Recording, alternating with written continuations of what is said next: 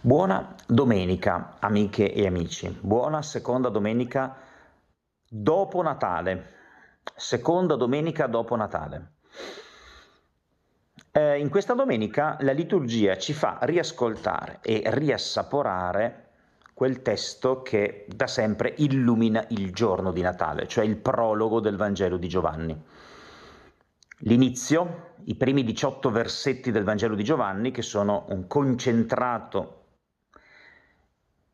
indicibile, diciamo, di tutto il Vangelo di Giovanni. Sappiamo che il Vangelo di Giovanni è il più intenso, il più denso, il più pregnante dal punto di vista simbolico, teologico, spirituale, e il prologo, 18 versetti in cui tutto questo Vangelo, che è potente, viene potentemente compresso, riassunto. Non perdiamoci in chiacchiere che poi non ci aiutano più di tanto. Andiamo al dunque. Sappiamo che in questo testo, in questi 18 versetti all'inizio del Vangelo di Giovanni, scritti in forma poetica, c'è un termine che ricorre frequentemente. In greco suona così, logos, poi tradotto in latino verbum e in italiano verbo. In principio era il verbo era presso Dio e il verbo era Dio. Logos vuol dire parola, ma vuol dire anche discorso, vuol dire pensiero, vuol dire progetto, vuol dire senso profondo. Termine che deriva dalla filosofia greca?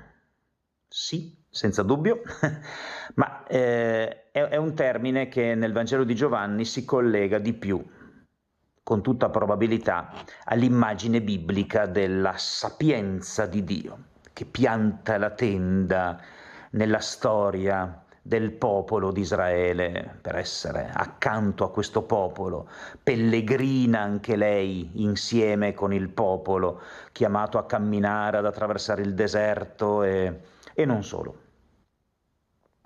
Cosa possiamo dire di questo verbo, di questo logos, che è, cioè, della parola? È la parola che è presso Dio e che è Dio, è la parola di Dio. Cosa possiamo dire? Sappiamo che viene nella prospettiva della fede cristiana la parola, il verbo, coincide con la persona umana di Gesù di Nazaret. Cosa possiamo dire? Che caratteristiche ha questa parola? Eterna, ma che entra nel tempo. Innanzitutto non è una parola chiusa in se stessa. Non è una parola che si parla addosso, non è un monologo, non è solitudine, è presso Dio, letteralmente è rivolta a Dio, no? Quindi possiamo dire che in Dio la parola è da sempre dialogo, relazione, comunione, alleanza. Ed è così che questa parola si presenta a noi, come una proposta di alleanza, di amicizia.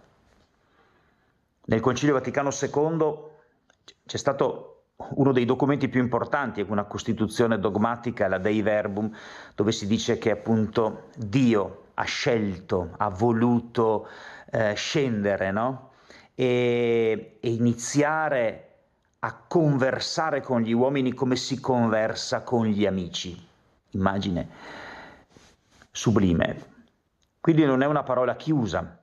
Poi quando questa parola entra nella storia continua a non essere una parola chiusa e non sarà mai una parola invidiosa. Ecco, Gesù è il contrario esatto della invidia. Lui è il figlio unigenito che non è geloso, ma che condivide con noi tutto. Lui entra nella storia per aiutarci a diventare figli di Dio. A quanti lo hanno accolto ha dato il potere di diventare figli di Dio. Lo scopo di questa parola è aiutarci ad essere figli, a sperimentare l'amore del Padre, Lui che è nel seno del Padre, e quindi in questa relazione di amore e di affetto eterno con Dio Padre, fa di tutto per condividere tutto questo amore con noi. Poi questa parola evidentemente coincide con l'amore. Perché diciamo questo? Perché ci sono dei paradossi, no? Delle cose incredibili, folli di per sé, delle scelte inspiegabili che questa parola fa, e sono scelte motivate non dalla logica, pur essendo il logos, ma dall'amore, dall'agape, dirà poi Giovanni stesso.